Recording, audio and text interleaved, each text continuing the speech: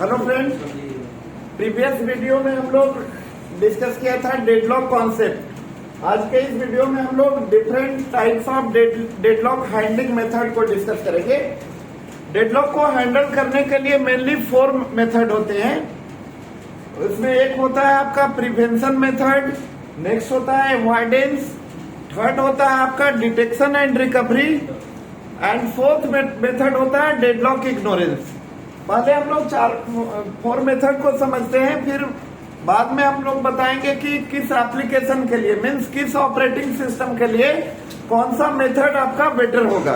जैसे real time operating system है तो वहां पे प्रिवेंशन बेटर होगा, अवॉइडेंस बेटर होगा, या डिटेक्शन एंड रिकवरी बेटर होगा, या इग्नोरेंस होगा, या फिर हम लोग होम पीसी में अपना जो ऑपरेटिंग सिस्टम यूज करते हैं उसके लिए कौन सा मेथड आपका बेस्ट होगा। तो 1 बाय 1 डिस्कस करते हैं। जैसे फर्स्ट है आपका prevention. Prevention means design such a system which violate at least as of 4 necessary condition of deadlock and ensure independence from deadlock. Means कि हम लोग वैसा सिस्टम को डिजाइन करेंगे, वैसा सॉफ्टवेयर, वैसा एल्गोरिथम, वैसा प्रोटोकॉल लगाएंगे जिसमें कि आपका जो 4 नेसेसरी कंडीशन हम लोग डिस्कस किए थे प्रीवियस वीडियो में। There are mainly 4 necessary condition for deadlock: mutual exclusion, hold and wait, no preemption and circular wait. तो वो चारों का चारों कंडीशन को हम लोग क्या करेंगे, फॉल्स करेंगे। मतलब ऐसा करेंगे, ऐसा सिस्टम डिजाइन करेंगे कि चारों का चारों कंडीशन एक साथ सिस्टम में अकर न हो, जिससे कि हम लोग डेडलॉक को क्या करेंगे, प्रिवेंट करेंगे। ठीक है। और बोला भी जाता है prevention is better than cure, उपचार से अच्छा बचाव होता है। तो इसको एक रियल लाइफ का एग्जांपल लेकर भी समझाते हैं। जैसे डेडलॉक प्रिवेंशन मेथड, जैसे आप लोग के स्टूडेंट जो होते हैं उसमें डिफरेंट कैटेगरी के स्टूडेंट होते हैं।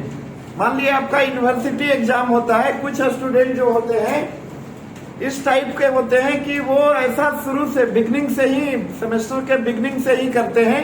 रूटीन बनाएगा वो प्रॉपर सारे सब्जेक्ट का, कितना घंटा स्टडी करना है पर डे, क्वेश्चन करना है, ठीक है, ताकि वो एग्जाम में अच्छे मार्क्स लाएं, फेल नहीं करें। ठीक है। फेल मतलब यहाँ डेडलॉक, फेल मीन्स क्या हुआ, डेडलॉक। तो प्रिवेंशन टाइप के, प्रिवेंशन कैटेगरी के जो स्टूडेंट होंगे वो आपका प्रॉपर सारे सब्जेक्ट का, सारे टॉपिक का नोट्स बनाएंगे, प्रॉपर रूटीन मेंटेन करेंगे। तो इस टाइप का स्टूडेंट आपका कभी भी आपका फेल नहीं करेंगे। यानी डेडलॉक प्रिवेंशन, यदि हम लोग वैसा सिस्टम डिजाइन करेंगे तो डेडलॉक इंटर ही नहीं करेगा, सिस्टम में डेडलॉक आएगा ही नहीं। तो डेडलॉक प्रिवेंशन के लिए क्या बताएं, और नेक्स्ट वीडियो में इसको मोर डिटेल से हम लोग देखेंगे कि किस तरीके से वो जो 4 कंडीशन बताए थे, mutual exclusion, hold and wait, no preemption, circular wait, उसको कैसे हम लोग प्रिवेंट करते हैं। Second condition is avoidance. System maintain a set of data using which it takes a decision whether to entertain a new request or not to be in safe and unsafe, safe state. तो देखिए इसमें क्या है, data आया है term, मतलब कि इसके लिए हम लोग एक एल्गोरिथम यूज करते हैं। पॉपुलर एल्गोरिथम है बैंकर्स एल्गोरिथम। बैंकर्स एल्गोरिथम आपका डेडलॉक अवॉइडेंस के लिए हम लोग पढ़ेंगे, बैंकर्स एल्गोरिथम। और बैंकर्स एल्गोरिथम में डिफरेंट टाइप का मैट्रिक्स यूज किया जाता है। डेटा मेंटेन करते हैं हम लोग कि किसी प्रोसेस का नीड क्या है, अपने पास सिस्टम में अवेलेबल रिसोर्स क्या है और नीड क्या है। तो वहां पे चेक करते हैं हम लोग कि आपका प्रोसेस का जो नीड होगा, need less than equal to available. जो देखिए डेडलॉक क्यों होता है, मेनली प्रोसेस आपका रिसोर्सेस के लिए रिक्वेस्ट करता है और at moment of time system में वो रिसोर्सेस नहीं होता है, और होता भी है तो किसी दूसरे प्रोसेस के द्वारा यूज, उस समय कोई दूसरा प्रोसेस उस रिसोर्स को यूज कर रहा हुआ होता है। उस केस में आपका प्रोसेस आपका डेडलॉक के कंडीशन में चला जाता है। तो यहाँ पे क्या मेंटेन करते हैं, system maintain a set of data जैसे आपको बताया ना, मैट्रिक्स यूज करेंगे हम लोग बैंकर्स एल्गोरिथम में, इसको न्यूमेरिकली हम लोग समझेंगे। उसमें एक होता है आपका अवेलेबल मैट्रिक्स, मतलब कि सिस्टम में एट प्रेजेंट अभी क्या क्या रिसोर्सेस अवेलेबल है उसका डेटा मेंटेन होता है वहां पे। एक होता है आपका एलोकेशन, मतलब ऑलरेडी कौन कौन रिसोर्स किस किस प्रोसेस के साथ एलोकेटेड है। और एंड थर्ड होता है आपका नीड, मतलब प्रोसेस का नीड क्या है, ठीक है। और एक हम लोग वहां पे बनाएंगे सेट सीक्वेंस, और सेट सीक्वेंस के लिए रिक्वायर्ड होना चाहिए कि need less than equal to available, need less than equal to available. ये यदि कंडीशन होगा तभी प्रोसेस को रिसोर्स क्या किया जाएगा, अलाउ किया जाएगा, ठीक है। यदि ये कंडीशन फॉल्स होने पे भी अलाउ करेंगे प्रोसेस को, रिसोर्सेस को, तो फिर डेडलॉक के कंडीशन में हमारा प्रोसेस क्या करेगा, इंटर कर जाएगा। तो इसको फिर एग्जांपल पे आते हैं वापिस।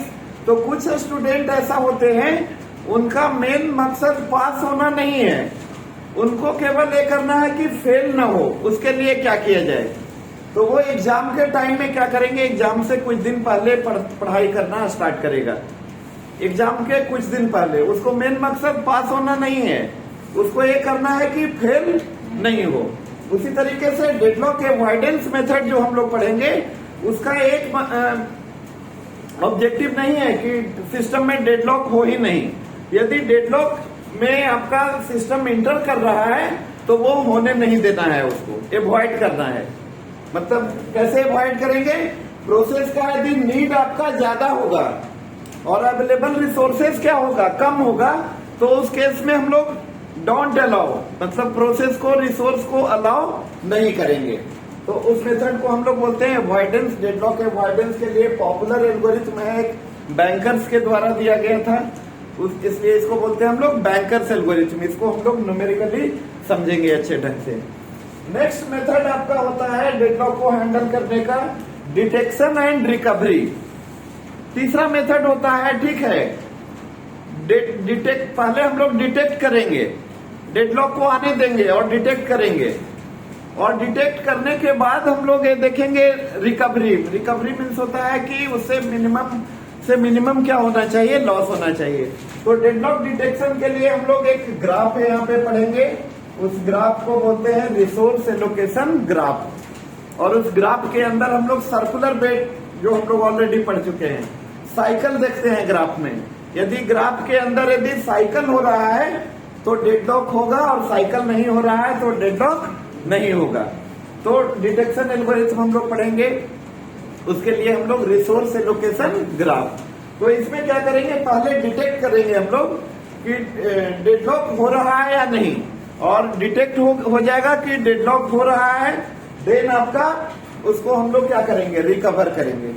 एंड फोर्थ, हाँ, तो एग्जाम्पल पे आ जाते हैं वापिस हम लोग। तो कुछ स्टूडेंट ऐसा होते हैं, अब तक दो कैटेगरी का स्टूडेंट बताए। प्रिवेंशन में बताया कि स्टूडेंट पहले से प्रॉपर रूटीन अपना मेंटेन करेगा, सारे सिलेबस का, सारे सब्जेक्ट का, सारे टॉपिक का, कितने घंटे स्टडी करना है, तो वो वैसा स्टूडेंट कभी भी फेल नहीं करेगा। दूसरा बताया अवॉइडेंस टाइप का, वो क्या करेगा, उसका मेन ऑब्जेक्टिव पास होना नहीं है, उसको फेल होने से केवल बचना है। तो वो क्या करता है कि एग्जाम के कुछ 2-3 दिन, 4-5 दिन पहले वो अपना पढ़ाई करना स्टार्ट करेगा। तीसरे कैटेगरी के जो स्टूडेंट होते हैं वो देखेगा, वो पढ़ेगा भी नहीं, वो पहले बोलेगा कि 1-2 एग्जाम देख लेते हैं पहले देकर, ठीक है, वहां का इन्वॉल्वमेंट क्या होता है एग्जामिनेशन सेंटर का, ठीक है। यदि आपका मान लिया चीटिंग वीटिंग हो रहा है वहां पे, तो आगे देखेंगे, अदरवाइज ऐसे ही चलेगा, ठीक है। तो वो इस टाइप का स्टूडेंट किस कैटेगरी का हो गया, detection and recovery. Detection and recovery में हम आपको क्या बताए, उसके लिए हम लोग रिसोर्स एलोकेशन ग्राफ देखेंगे, और ग्राफ में देखा जाता है साइकिल हो रहा है या नहीं। साइकिल होगा तो डेडलॉक होगा, और साइकिल नहीं होगा तो डेडलॉक नहीं होगा। And fourth method is deadlock ignorance. यहाँ पे हम लोग क्या करते हैं, we ignore the problem as if it does not exist. मतलब हम लोग इग्नोर करेंगे कि डेडलॉक नाम का कोई चीज होता ही नहीं है, मतलब डेडलॉक को क्या करेंगे, इग्नोर करेंगे। तो इसके लिए हम लोग कौन सा मेथड यूज करते हैं, डेडलॉक इग्नोरेंस। इसके लिए भी एक एल्गोरिथम एक हम लोग पढ़ेंगे, उसको बोलते हैं ostrich algorithm. Ostrich algorithm, ostrich algorithm is used for deadlock ignorance. तो अब तक हम लोग 4 तरीके का मेथड पढ़े। आपका डेडलॉक प्रिवेंशन, डेडलॉक प्रिवेंशन में क्या करेंगे, जिस वजह से जिस 4 कारण से डेडलॉक हो रहा था, mutual exclusion, hold and wait, no preemption and circular wait. Prevention के लिए हमको क्या करना होगा कि ऐसा सिस्टम डिजाइन करना होगा कि चारों का चारों कंडीशन एक साथ सिस्टम में ना आए, मतलब उसमें 4 में से किसी एक को क्या करना होगा, फॉल्स करना होगा। ठीक है, नेक्स्ट बताए डेडलॉक एवॉइडेंस। तो डेडलॉक एवॉइडेंस में हम लोग क्या करेंगे, बैंकर्स एल्गोरिथम पढ़ेंगे, और वहां पे करना क्या होगा कि एक हम लोग ये चेक करेंगे कि प्रोसेस का नीड क्या है। यदि प्रोसेस का नीड यदि ज्यादा है, ज्यादा किसका नीड ज्यादा है, रिसोर्सेज का, और अवेलेबल क्या है, कम है, उस केस में हम लोग क्या करेंगे, स्टॉप करेंगे। मान लिया आप बैंक में जाते हो, अब बैंक में पैसा कम है और आपको ज्यादा बैंक से क्या करना है, पैसा निकालना है, तो उस केस में आपको पैसा वो नहीं देगा बैंक वाला। ठीक है, इसलिए नाम दिया गया है डेडलॉक अवॉइडेंस के लिए जो एल्गोरिथम है, बैंकर्स एल्गोरिथम। उसको हम लोग बहुत डिटेल न्यूमेरिकल प्रॉब्लम से समझेंगे। थर्ड मेथड बताया आपका डिटेक्शन एंड रिकवरी। इसमें हम लोग रिसोर्स एलोकेशन ग्राफ बनाएंगे और ग्राफ के जरिए डिटेक्ट करेंगे कि डेडलॉक हो रहा है या नहीं, और होगा तो फिर उसको हम लोग क्या करेंगे, रिकवर। फोर्थ आपका होता है डेडलॉक इग्नोरेंस। डेडलॉक इग्नोरेंस में हम लोग समझते नहीं है कि डेडलॉक नाम का भी कोई चीज है, उसको क्या करते हैं, इग्नोर करते हैं। इसको एक और एग्जांपल से समझते हैं। जैसे मान लिए कोई हॉस्पिटल है, अब हॉस्पिटल में हमको पावर कट होता है, उसके लिए आपका जनरेटर लेना है, तो जनरेटर किस लिए है, प्रिवेंशन के लिए। मान लिए पावर कट होता है, हम लोग जनरेटर क्या करें, लगा दे पहले, तो उससे क्या होगा, पावर का प्रिवेंशन होगा। कटे भी तो उसका बैकअप के लिए क्या है, जनरेटर। बट यहाँ पे हम लोग को ऑपरेटिंग सिस्टम में कॉस्ट भी देखना होगा कि कौन सा मेथड कॉस्टली है। देखिए, आपका प्रिवेंशन आपका ज्यादा कॉस्टली होगा। आप उस स्टूडेंट से पूछिए कि कितना ट्रबल हुआ होगा उसको दिन रात पढ़ने में, इसलिए कि वो फेल ना करे, वो प्रॉपर रूटीन मेंटेन किया होगा, मेहनत से पढ़ा होगा। तो प्रिवेंशन ऑब्वियसली आपका डिफिकल्ट होगा और क्या होगा, कॉस्टली होगा। तो प्रिवेंशन में डेडलॉक प्रिवेंशन मेथड होता है, वो क्या होता है, सबसे कॉस्टली होगा। अब मान लिए कि हॉस्पिटल में आपका पावर 6 महीने पे आपका 5 मिनट के लिए कटता है। कितने के लिए, 5 मिनट के लिए। तो आपका जनरेटर लगाना भी वहां पे हॉस्पिटल के लिए नेसेसरी है क्या, यस। मान लिए 5 मिनट में ही बहुत सारे पेशेंट का मौत हो गया। यदि हॉस्पिटल के जगह पे हम लोग कॉलेज का एग्जांपल लेते हैं, अब कॉलेज में आपका 6 महीने में या महीने में या पर डे भी 5 मिनट के लिए आपका पावर कट हो रहा है, तो उसका कोई जरूरत नहीं है, क्योंकि कॉस्ट भी तो आएगा जनरेटर में। तो यदि हॉस्पिटल के जगह पे कॉलेज स्कूल है, वहां पे कोई दिक्कत नहीं है, 5 मिनट में कोई दिक्कत नहीं होने वाला है।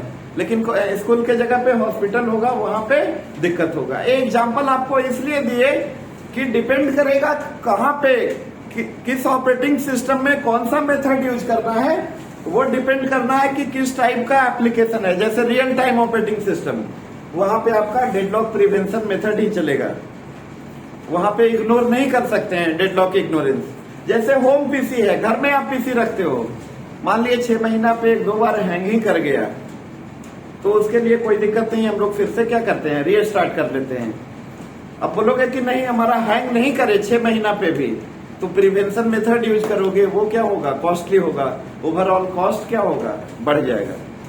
तो कहाँ पे कौन सा मेथड यूज करना है वो डिपेंड करता है 2 चीज पे। एक आपका कौन ज्यादा सीवियर है, severe plus frequency, severe plus frequency. मान लीजिए एक स्कूल ही है, कॉलेज ही है, आपका दिन भर में 5-6 घंटा आपका पावर कट का प्रॉब्लम है, तो जनरेटर हम लोग रखेंगे, प्रिवेंशन मेथड यूज करेंगे। जनरेटर क्या बताए प्रिवेंशन के लिए, ठीक है। अब मान लीजिए कि आपका स्कूल ही है, यहाँ पे आपका दिन भर में आधे घंटे 1 घंटे के लिए कट रहा है, तो जनरेटर नहीं, इन्वर्टर रख के भी हम लोग क्या कर सकते हैं, काम कर सकते हैं, जो कि लिस्ट कॉस्टली होगा, ठीक है। तो देखेंगे 2 चीज, सीवियर एंड फ्रीक्वेंसी, ठीक है, कौन ज्यादा डिफिकल्ट है और फ्रीक्वेंसी क्या है, ठीक है। तो अब हम लोग नेक्स्ट वीडियो में 1 by 1 चारों मेथड को, 4 मेथड जो है उसको हम लोग डिस्कस करेंगे। Okay, thank you.